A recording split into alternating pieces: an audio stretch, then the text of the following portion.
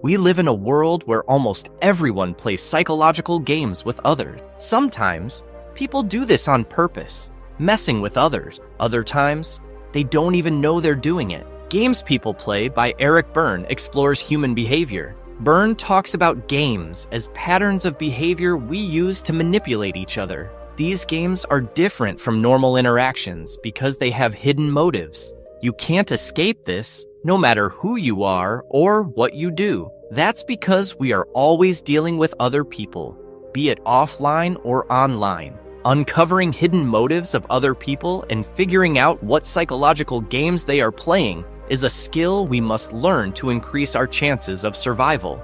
Believe it or not, some people will try to mess with your mind. By recognizing these games, we can understand our behavior better and also build more genuine relationships. Alrighty, so without further ado, let's dive in. Understanding ego states. To really get why people behave the way they do, we need to understand our ego states. We all act on the basis of our ego states. We can break down personality into 3 different parts or ego states. These ego states are the parent, the adult, and the child. Each one of these states influences how we think, feel, and act in different situations. The parent ego state. The parent ego state is like a voice inside our head that reflects what we learned from our parents or caregivers when we were growing up. Imagine your mom or dad telling you what to do, how to behave, or how to react to certain situations. This voice can be nurturing and supportive, like when your mom comforts you when you're sad. Or it can be critical and controlling, like when your dad scolds you for not doing your homework. For example, when you comfort a friend who is upset by giving them a hug and kind words, you're acting from your nurturing parent ego state. On the other hand, when you criticize someone for being late or tell them they should have done something differently, you're acting from your critical parent ego state, the adult ego state. The adult ego state is the rational and logical part of our personality. It processes information and makes decisions based on facts, not emotions. Think of it as a computer in your brain that helps you solve problems and understand things clearly. The adult ego state is all about being objective and balanced. It doesn't judge or get emotional. It just looks at the facts and figures out the best course of action. Examples of the adult ego state include carefully planning a school project by breaking it into steps and scheduling your time, as well as weighing the pros and cons before making decisions, like choosing which college to attend. The child ego state. The child ego state is the part of us that feels and behaves like we did when we were young. This state includes all our childhood emotions, desires, and ways of reacting. The child ego state can be spontaneous and fun-loving, like when you're playing a game and laughing with friends. Or it can be emotional and rebellious, like when you throw a fit because you didn't get your way. For example, when you're dancing around your room to your favorite song or drawing a picture just for fun, you're in your free child ego state. When you follow rules strictly because you're afraid of getting in trouble, or when you sulk because you feel unfairly treated, you're acting from your adapted child ego state. How these ego states work together. In any given situation, you might act from one of these 3 ego states. Sometimes, you switch between them quickly without even realizing it. For example, if you're working on a math problem, and your little sister comes in crying because she hurt her knee, you might switch to nurturing parent to comfort her. Later, if she takes your toy without asking, you might switch to critical parent or even child if you react emotionally. Understanding which ego state you're in can help you communicate better and understand your reaction. If you notice you're in your child state during a serious conversation, you might decide to shift to your adult state to handle the situation more rationally. Transactions and communication. So, how do these ego states play out in our interaction? Let's look at transactions and communication. Look at interactions to understand people's motives and behaviors. Have you ever wondered why we talk to people the way we do? And why sometimes those conversations go smoothly and other times they don't? It's all about looking at how we interact with each other. or as Berne calls them, our transaction. Transactions are just the back and forth interactions we have with people. Imagine you say hi to your friend, and they say hi back. That's a simple transaction. Whenever you talk to someone, you're engaging in a transaction. But transactions can get more complex, especially when different ego states are involved. Types of transaction. Berne describes 3 main types of transactions: complementary, crossed, and ulterior. Complementary transactions are smooth and expected. They happen when the response matches the stimulus in a way that both people understand and accept. For example, if you're in your adult state and say, "Can you help me with this report?" and your colleague replies from their adult state, "Sure, I'd be happy to help." That's a complementary transaction. Both of you are on the same page, and the conversation flows naturally. Cross transactions occur when the response doesn't match the stimulus, leading to misunderstandings or conflicts. Imagine you're still in your adult state and ask, "Can you help me with this report?" But your colleague responds from their child state, "Why do you always ask me for help?" Here, the communication gets crossed because your logical, straightforward request met an emotional, reactive response. This mismatch can cause tension and disrupt the conversation. Ulterior transactions involve hidden messages and multiple layers of communication. These transactions have an overt message, what is actually said, and a covert message, the hidden meaning. For instance, if you say, "I'm so bad at this," hoping your friend will offer to help, you're engaging in an ulterior transaction. The surface message is about your struggle, but the hidden message is a request for assistance. Recognizing ulterior transactions can be tricky because they require understanding both the spoken words and the unspoken intent. Knowing about these different types of transactions can help you navigate your interactions more effectively. When you can identify whether a transaction is complementary, crossed, or ulterior, you can adjust your approach to improve communication and avoid misunderstandings. Understand the games people play. Now, let's talk about the games people play.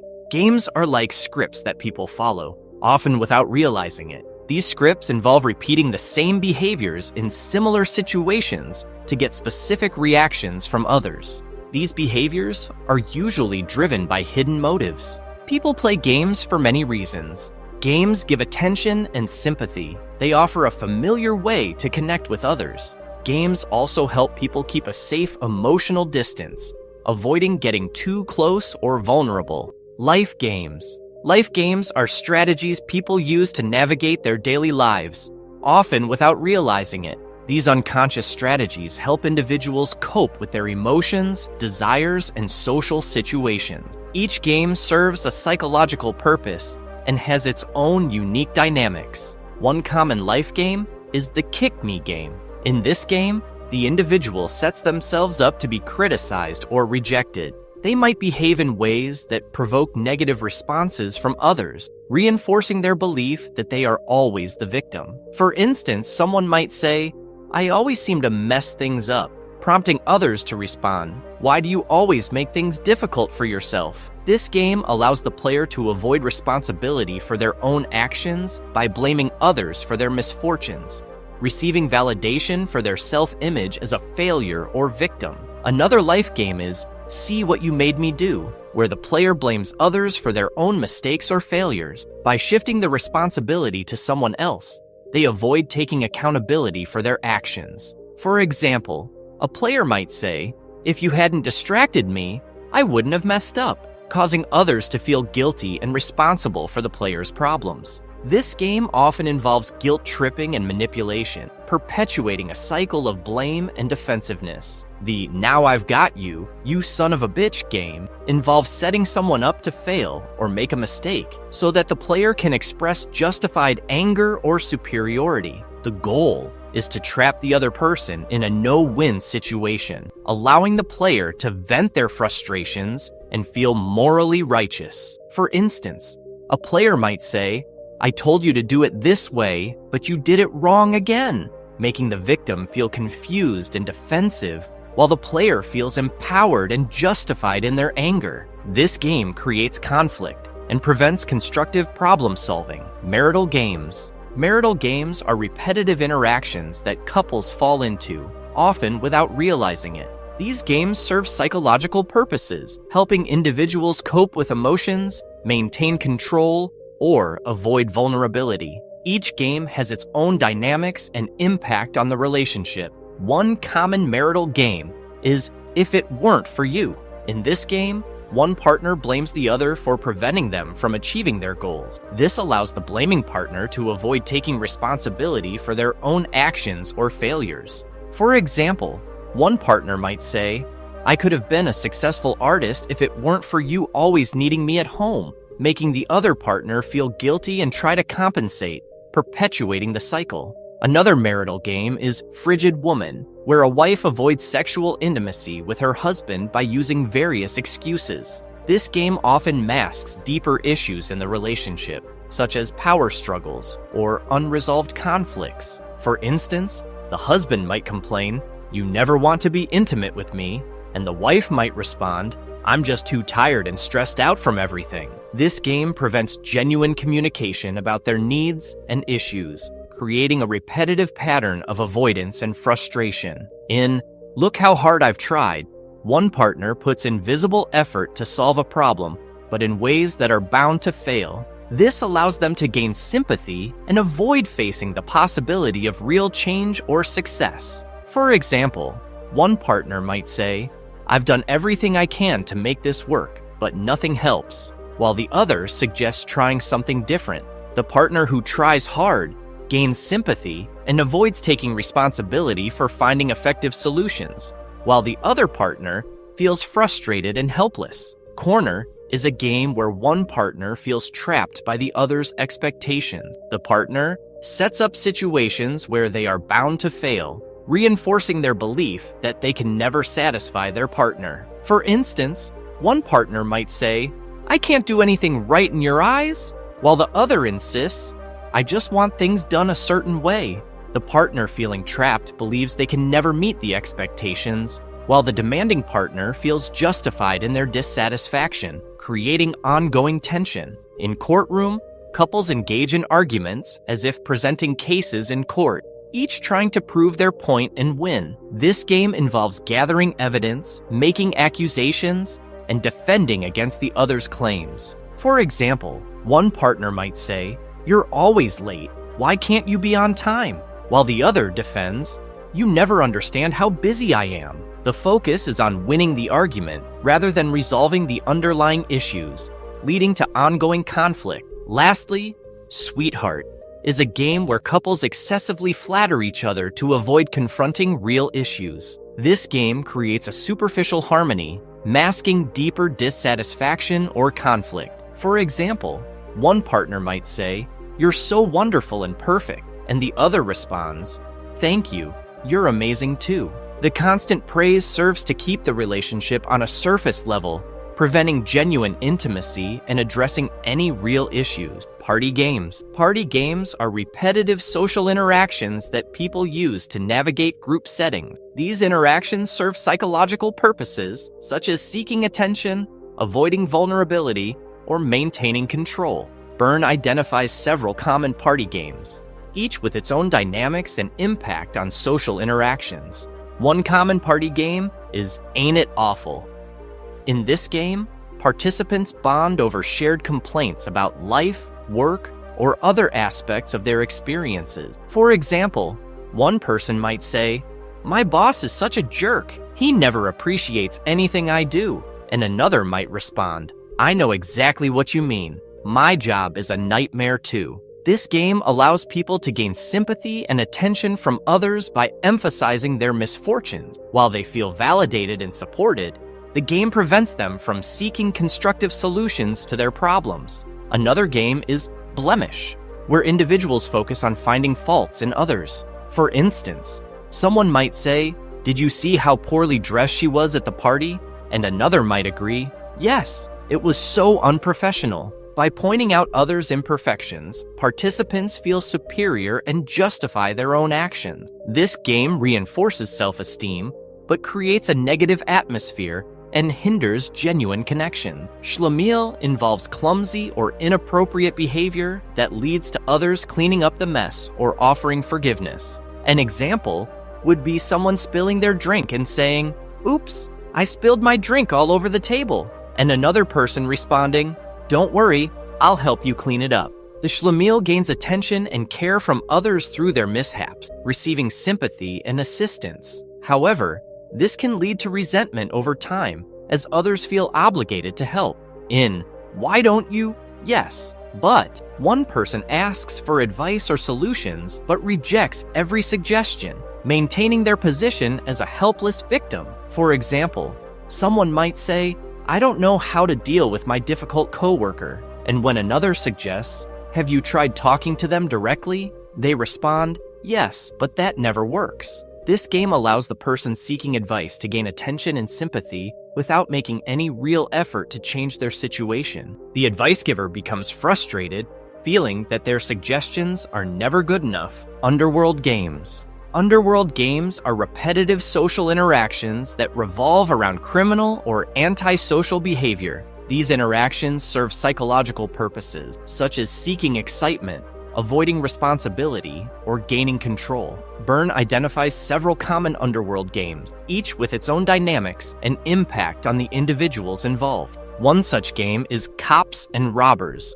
where individuals assume the roles of law enforcement and criminals. This game involves a predictable cycle of crime and punishment, with each side reinforcing the other's behavior. For instance, a criminal might engage in illegal activities like theft or vandalism, while a cop pursues and apprehends them. The cycle continues as the criminal gets caught, faces punishment, and eventually returns to criminal behavior, while the cop keeps chasing them. The thrill of the chase and the clear roles of good and bad provide psychological satisfaction for both parties, even though it perpetuates a cycle of crime and punishment. Another example is How Do You Get Out of Here?, which involves individuals who constantly find themselves in difficult or risky situations and look for ways to escape. This game is about the excitement of getting into trouble and the challenge of getting out of it. A player might engage in risky behaviors like gambling or substance abuse,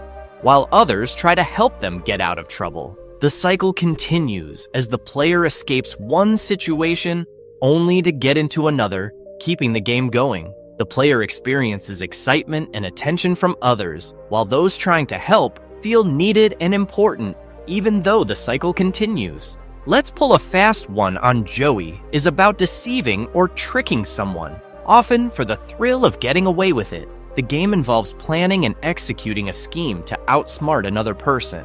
A player might plan a prank or deception to fool someone, who then falls for the trick and reacts. The cycle continues as the player feels clever and superior for outsmarting their victim, who feels embarrassed or frustrated. This game provides a sense of accomplishment and superiority for the player, reinforcing their behavior. Good games. People play. Not all games are bad, you know.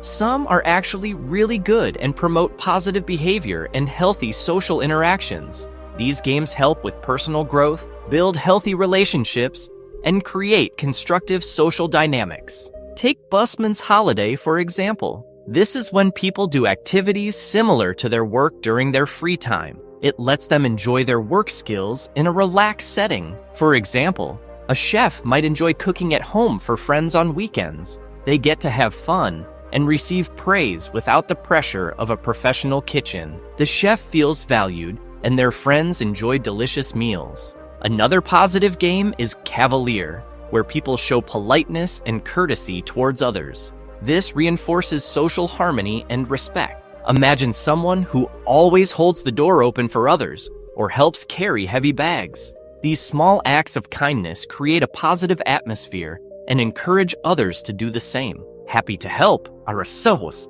is about offering assistance and support without expecting anything in return. This fosters a sense of community and mutual aid. For example, someone might volunteer at a local shelter, helping those in need. The volunteer feels fulfilled, and those receiving help benefit from the support, creating a cycle of generosity and goodwill. In Homely Sage, Individuals give wise and thoughtful advice in a friendly way, promoting wisdom sharing and learning. An experienced gardener might share tips with neighbors on growing plants. The gardener feels valued for their knowledge, and the neighbors benefit from practical advice, improving their gardening skills. "They'll be glad they knew me" is about striving to leave a positive impact on others, aiming to be remembered fondly. This encourages positive contributions to the community or social circle. For example, a mentor who helps young professionals advance in their careers feels proud of their influence, while the mentees achieve success and appreciate the guidance they received. People play good games for positive psychological reasons. These games help individuals connect with others meaningfully, boosting their self-esteem and providing a sense of accomplishment. By fostering social harmony and mutual respect, good games create a supportive environment where personal and communal growth can flourish. Moving beyond games. Now, let's talk about why you should move beyond these mind games. Berne emphasizes that while games serve various psychological needs, moving beyond them is essential for achieving autonomy, intimacy, and authentic relationships. When people stop playing games, they begin to interact more genuinely with others. Instead of relying on hidden motives and manipulative behaviors, they communicate openly and honestly. This shift allows for the development of deeper connections and more fulfilling relationships. Berne suggests that authentic interactions are characterized by awareness, spontaneity, and intimacy. Awareness is the first step towards moving beyond games. It involves recognizing and understanding one's own behavior and the patterns that constitute games. By becoming aware of the games they play, individuals can begin to make conscious choices about their interaction. This awareness also extends to understanding others' behaviors and the dynamics of social interaction. Spontaneity is another crucial aspect of genuine interactions. When people stop playing games, they can respond to situations and interactions more freely and creatively. Spontaneity involves expressing genuine emotions and reactions without the constraints of pre-established patterns. This openness fosters a sense of authenticity and helps individuals build trust with others. Intimacy is the ultimate goal of moving beyond games. Intimate relationships are based on mutual respect, understanding, and genuine connection. Unlike the superficial interactions characteristic of games, intimacy involves sharing one's true self with others. This level of connection requires vulnerability and the willingness to engage in honest and open communication. Berne explains that achieving autonomy is essential for moving beyond games and developing intimate relationships. Autonomy involves taking responsibility for one's actions and behaviors, making independent decisions, and understanding one's own needs and desires. Autonomous individuals can engage in genuine interactions without relying on games to fulfill their psychological needs. The process of moving beyond games and achieving autonomy involves several steps. First, individuals must become aware of the games they play and the underlying psychological needs these games fulfill. This awareness allows them to recognize when they are falling into old patterns and make conscious choices to change their behavior. Next, individuals must practice honest and open communication. This involves expressing their true feelings and desires without resorting to manipulation or hidden motives. By communicating openly, they can build trust and understanding in their relationships. Another important step is to develop spontaneity and creativity in interactions. This involves being open to new experiences and willing to express genuine emotions and reactions. Spontaneity helps individuals break free from the constraints of games and engage in more authentic interactions. Finally, individuals must work towards building intimate relationships. This involves being vulnerable and willing to share one's true self with others. Intimacy requires mutual respect and understanding, as well as a commitment to honest and open communication. Berne also highlights the importance of personal growth and self-awareness in the process of moving beyond games. He suggests that individuals should engage in self-reflection and seek opportunities for personal development. This can involve therapy, self-help resources, or simply taking the time to understand one's own needs and desires. In conclusion, by becoming aware of the games they play, practicing honest and open communication, developing spontaneity, and building intimate connection, individuals can foster more genuine and fulfilling interactions. This process requires personal growth and self-awareness, but it ultimately leads to a more positive and balanced life. If you found these insights helpful, make sure to like, comment, and subscribe for more book summaries that can transform your life. Don't forget to hit the bell icon so you never miss an update. Share this video with anyone who could benefit from these powerful ideas. Until next time, keep learning and growing.